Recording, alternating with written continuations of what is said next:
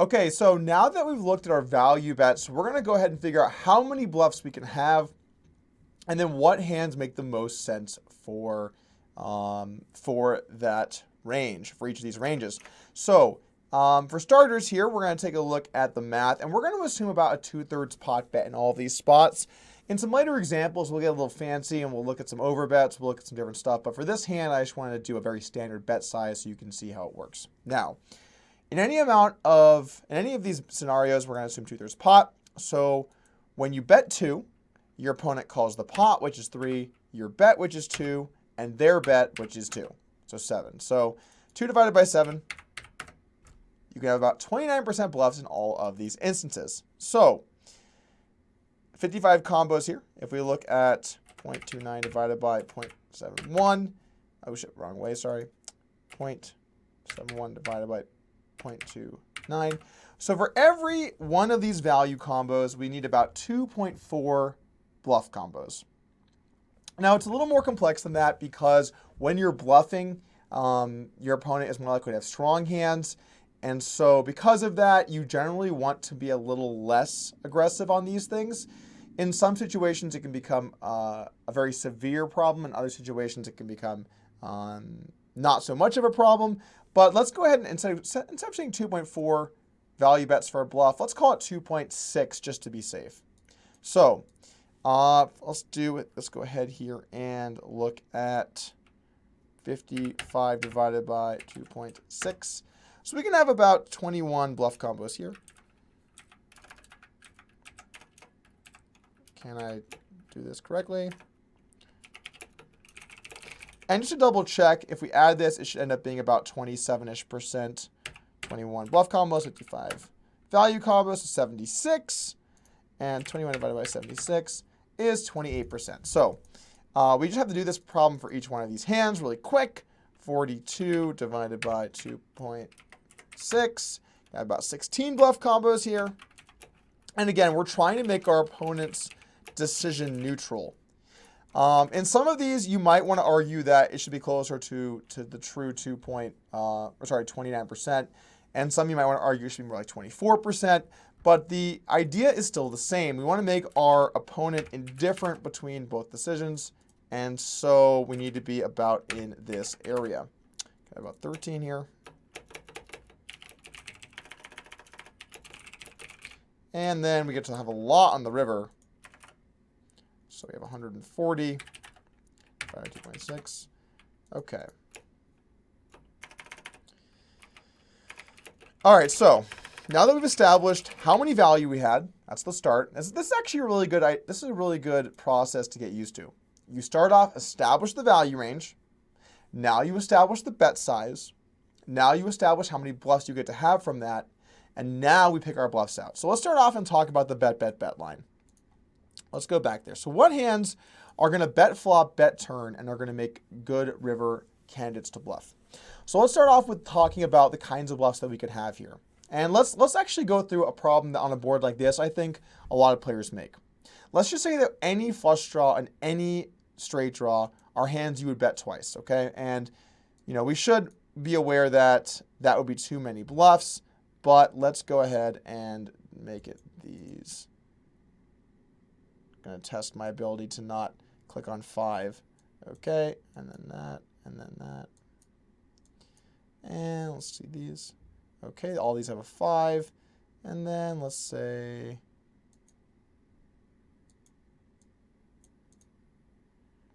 no king. I think I'm doing an okay job so far. No 10s. No 8s. Queen 9, Jack 9. Okay, let's just go ahead and call all of these suited hands. And some of the stronger nut flush draw hands, I like to check back on the flop. So let's go ahead and just call these hands all bluffs. All right, so we have 64 combinations of flush draws, which is a ton of flush draws out of the gate. Generally speaking, you want to have about 1.5 to 2 bluffs for every value bet on the flop. You want to have a pretty even ratio for value bets to bluffs on the turn, so around 1-to-1. And then you want to have, around a 2.5 value bets for every bluff on the river. So you can see on the flop, you're mostly bluffy. On the turn, you're about balance between both things. And on the river, you're mainly value. And by doing that, you're still going to be able to keep your barrel frequency high enough to deter your opponent from being able to float you, while getting a good opportunity to bluff with equity, getting a good opportunity to value bet your strong hands. So the problem is going to become this. This is just the suited hands. Now let's go ahead and say we start betting all of these hands. Queen, Jack. Jack 9. Queen 9. I'm not even going to highlight the ones that are in the suit selection, just to keep this simple. 9, 7. Why am I not able to look at this? Okay, let's say 7, 6 with a diamond.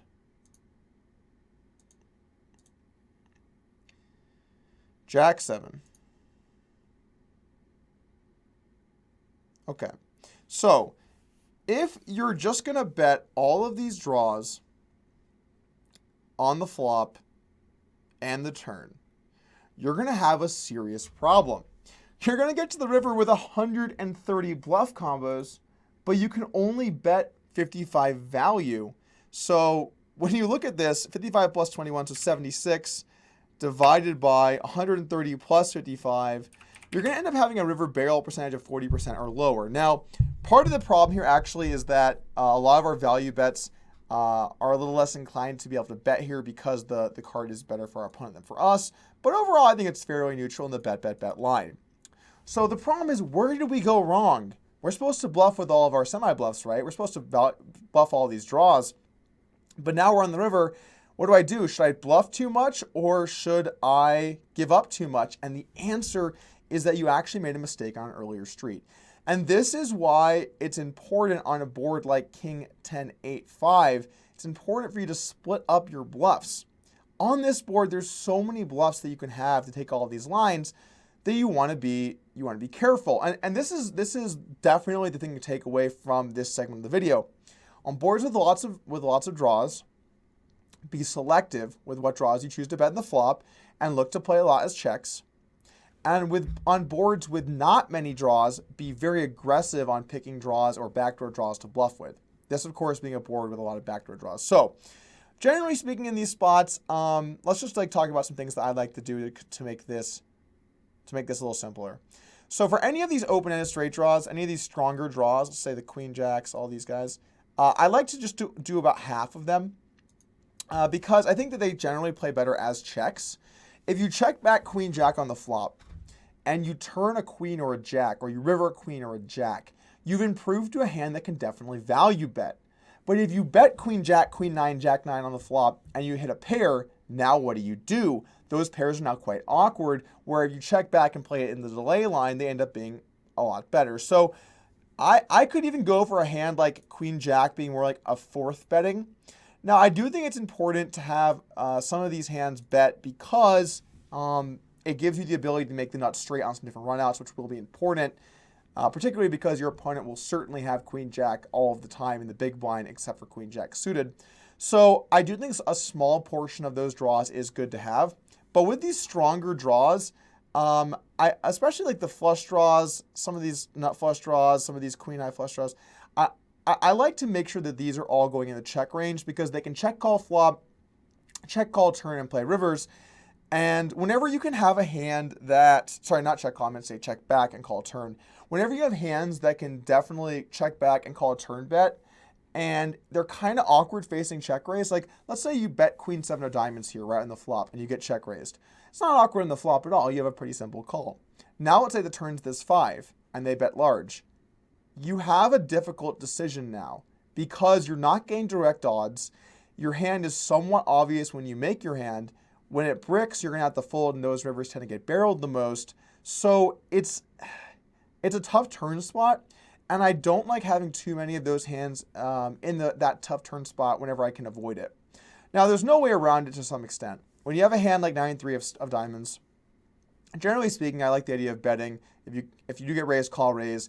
And should they bet large on the turn, just letting it go because you don't want to float all of your draws to the river anyway. You're going to have hands like combo draws that can certainly do that, or maybe some of your nut flush draw type hands that are betting the flop. So we solved this problem by getting rid of some of those hands, getting rid of some of these hands, and then even with hands like Jack 7, which You know, you can kind of go either way. I like maybe putting in half as checks now, you know. And now we've worked our way down to a much more reasonable 91% flop bet. But here's the thing. We're not going to barrel all these hands on the turn as well. We're actually going to give up with some draws, which I know it feels a bit weird to give up with draws because you have equity, they can fold. And just in a vacuum, those individual hands probably make money as bets. The problem is if your opponent sees that you're betting on these, you know, really connected or on these really draw heavy boards with all of these draws, what they can do is they can start developing a strategy of check raising you very aggressively on the turn, knowing that you're going to have too many draws. So what we do now is we get rid of the draws that are our weakest draws. So we're going to get rid of Jack 7. We're going to get rid of Queen 9. We're going to get rid of maybe a couple of our weakest flush draws that don't also have a straight draw going on. And now we're actually starting to get ourselves down to a reasonable bluff frequency. We now have a reasonable bluff frequency. Also 7-6 on the flop. We have a gut shot. Maybe we don't want to bet that weak of a draw on the flop because if we get check raised, we have to bet fold, which kind of sucks. So maybe we don't have a 7-6 at all. Now we've managed to get our range down to 63 combos. So on boards with lots of draws, take some of your high showdown draws, the highest straight draws, the nut flush draw, and check those back on the flop and play turns. Then take all of the middling draws and generally look to bet them. The combo draws without showdown value, look to bet those hands. The weakest draws, it's going to come down to what amount of other hands do I have here that are betting. If it's enough hands, you don't have to use those to continue to barrel. So this is an example of a board where you're going to actually have to check some stuff back on the turn and play around that. Okay, so we actually have not gotten to the river yet, but that's okay. We've been covering a lot of good material. So now we're on the river, right? And we have about 63 combos here. You know, and now it's going to be a lot more reasonable, by the way. We're going to have 63 combos. We have 55 value combos. We got 63 of these. So we have 118 combos. And we're going to end up betting 76 divided by 118. So we're going to have about 64% river barrel, which is certainly good. Keeping up that aggression, and we're denying our opponent the ability to float us. Now, what we have to do in the river to pick out our bluffs is we visualize just our bluffs, just all of this air. And we think to ourselves, what is important here when we're bluffing? And you really want to try and avoid the flush draws whenever possible. Now, I'm not saying you should never bluff them, particularly the low ones where there's less removal that's relevant. They can be okay bluffs, but frankly, I think the straight draws are significantly better. Because the straight draws, your opponent is a lot less likely to call this turn with a hand like Jack 9 or 9-7 or even Queen Jack, although Queen Jack is, I think, somewhat likely to call here on the turn. They're a lot less likely to call with those hands than they are with flush draws, particularly like the nut flush draw or pair plus flush draw or straight draw plus flush draw. So the first hands I would certainly remove are hands like Ace 3, Ace 2. You do have some showdowns, so let's just get rid of those guys. The Queen and Jack high flush draws are really bad bluffs because you block Queen Jack and you block Queen high flush draws and you block Jack high flush draws. So we're going to just get rid of those immediately. We're already down to 43 now. I think 9-7 is one of the best possible bluff hands, but not the ones that are diamonds and hearts. So let's just go all of these. Okay. So those are good. We have 10 there. And let's do the same for Jack 9 and Queen Jack. We don't want to do the ones that have diamonds and hearts. Shit. Actually, this ended up. Let's actually say Queen Jack doesn't want to bluff, because the thing about Queen Jack is you block Queen Jack, Jack 9, all those hands, and then maybe it's good to bluff with Queen Jack. Let's just pick like specifically a couple of these spade plus club ones. Those are the best ones you can pick. And we're down to 44. Let's go over to Jack 9. Let's do the same thing. Let's pick the heart ones, but not the diamond ones, because the heart ones are better. Your opponent is more likely to have floated a hand with diamonds in it than hearts on the flop. So let's just take the ones with hearts, and let's take all the ones without diamonds. We're down to 40 combos. Let's get rid of the Queen 2 suited. Now let's get rid of the 9-7 suited. That's going to be a notably bad one. We block flush draws and straight draws. and 9-6. In fact, let's actually get rid of all of these higher card flush draws until we get down to about the total we need, which is 21, and ends up looking something along the lines of this. So the straight draws ended up being good. Some of the lowest flush draws ended up being good. And now we have a balanced value range. We accomplished a lot here, by the way, guys. We have a balanced range, so our opponent should be indifferent between call and fold. We've selected enough bluffs to barrel a high frequency, not too many to where we always barrel, and not too few or not too many to give up where they can just float the turn. So we've actually accomplished a lot with our range here to get down to this combo frequency. And this process is going to be important when you're looking at bet, bet, bet. But, or any spot. Really, we start with value. How many combinations is that? We move on to size. What sizes this allow us to bluff? Then we move on to selection. Make sure we have enough combos on each street, culminating in our opponent being indifferent between call or fold. Now, if you're playing opponents that are folding too much on the river, what I would recommend doing is mixing in just a few of these hands, like the 7-3s, the 7-3 suiteds. Overbluff slightly to take advantage of that. Now you're bluffing a bit too much, but if your opponent folds too much, you're gonna end up making more money. However, it's harder for them to catch on, and if they do catch on, you cost yourself way less. So, okay. That was bet, bet, bet. Let's look at bet, check, bet. Now, bet, check, bet, I think is a little more simple. When I'm looking at bet, check, bet bluffs, the way that I look at it is like this. What are the lowest showdown bluffs that I have that bet flop and gave up turn? And in this case, it's actually pretty simple. It's all of these low suited hands. We need 16 bluff combos here. So these guys fit the bill.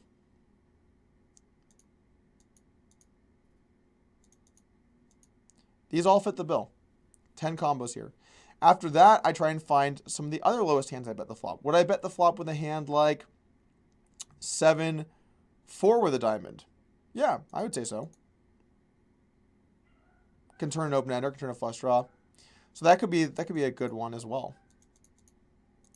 And we're already up to 16 combos here. So by selecting some of our lowest flush draws that then check the turn, and also selecting our lowest straight draws that can't barrel, given the fact we have all these other straight draws, we've already gotten to the bluff part of our range. Now, bet, check, bet will generally have less bluffs than most ranges because there's less value that you're going to put into that range, in most spots anyway. So in these situations, pick the lowest possible showdown value because you don't really want to bluff with a hand. Like, let's say you bet Jack 7 on the flop and check turn. On the river, you do have some small degree of showdown value, not a lot, but some small degree. So why not just take that showdown value and use one of these hands that will never win instead? It's not going to make a big difference. It's just very slightly more efficient. And it's also an easy way to look through all of your hands and pick out your bluffs. Okay, now, check, bet, bet. This is one that's a little more complex here. This check, bet, bet is a little bit ruined on this board because on the river 8, the big blind, when he goes check, check, flop, check, call, turn, he has such an advantage that we're going to have to bluff way less than we would in a typical river spot. So when we look at our bluffs here, normally we're going to be betting a lot of our jack and queen highs on the turn here. A lot of these guys that do not have the flush draw.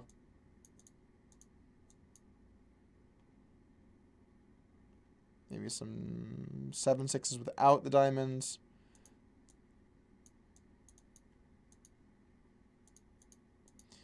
Some of these queen. I don't know if I'm opening queen 2, but some of these guys.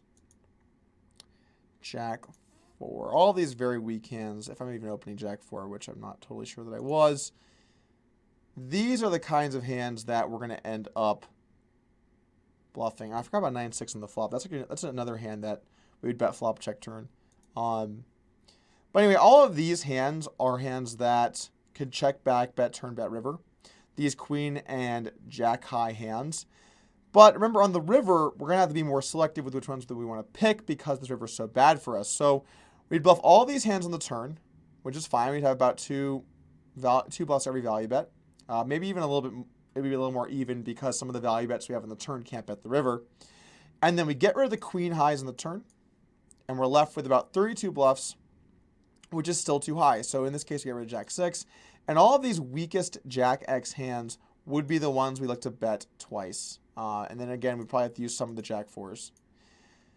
Whenever you're looking in these spots to delay and barrel, we want to try and pick these hands that do not have the diamonds in them, because that's the most relevant card for us. So the check back bet here would just be some of our weakest jacks, right? Even though on some other rivers we would bet more like all of our jacks, on this exact river we have a lot less value and a lot less bluffs. So it's going to be a much more particular range. And you've got to get used to that. When your value range gets shredded, you've got to get smart with your bluffs. Pick very specific hands and do it in a way that you get used to so you can do it on the fly. And then finally, check bet is actually a very favorable spot here. And let's take a look at some hands we would check all the way down to the river. So for starters, all of these 9 high hands that were not straight draws, or all of these guys, 6-4 is going to bet turn now that I'm thinking about it. Actually, 6-4 should probably bet turn, bet river, not Jack 4. I like that better.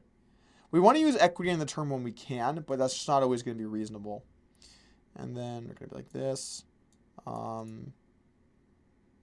These hands are all going to be in there. A hand like 4-3, if I was opening it, which I actually don't think I was, but we'll just say that I was for the sake of the example. Not that many hands here, actually. And you know, now that I'm thinking about this, because I have so few hands here, it would be very reasonable to take some of those Jack X hands on the turn and turn them into river bluffs. And into double delay bluffs. And I can kind of see what's happening here. Because this is a board where so many hands have equity, the way I've generally told you how to bluff in these spots, you have way more equity bluffs. So you don't have to use hands like your weakest jacks on the turn, even though I just said that you should be. You don't have to be using those hands because you have all the other draws to choose from, that you don't have to choose hands like weak jacks. So maybe it would be better to use some of these hands like Jack 2 in this range as well. And, you know, Jack 4 off should we be opening. I know we use these for our last range. We'd want to make sure that that range no longer has those Jack X. The thing is this. If you want to get good at this process, you should take some boards and do exactly what I'm doing and start hammering them out. Start figuring out all these things, you know. Do a more perfect job of this, because I'm just doing it on the fly to show you the process. But get strong at this way of thinking. Now, you know, we have 140 river bluffs, and we have value combos, and we have 54 river bluffs. So we're right about there already. You know, maybe Jack 3 if we're opening that. The point is, you have to get very efficient at this process, especially on the fly, because one mistake you're probably going to have out of the gate is not knowing when to shift your high card hands between bluffing the turn or bluffing the river, or rather delay c-betting or double delay c-betting. And on spots like this, where the board is very connected, has a lot of draws, you're going to want to go for the double delay. But on boards where this board's very dry, like even boards, if it was the same board with no flush draws, you're going to want to maybe change it up. So get used to this process. We're going to do a few more of these, and I'll show you some things to think about across some different boards. All right, let's go ahead and look at some examples of king and ace high boards like I was going to originally. We'll look at how I played across some different textures.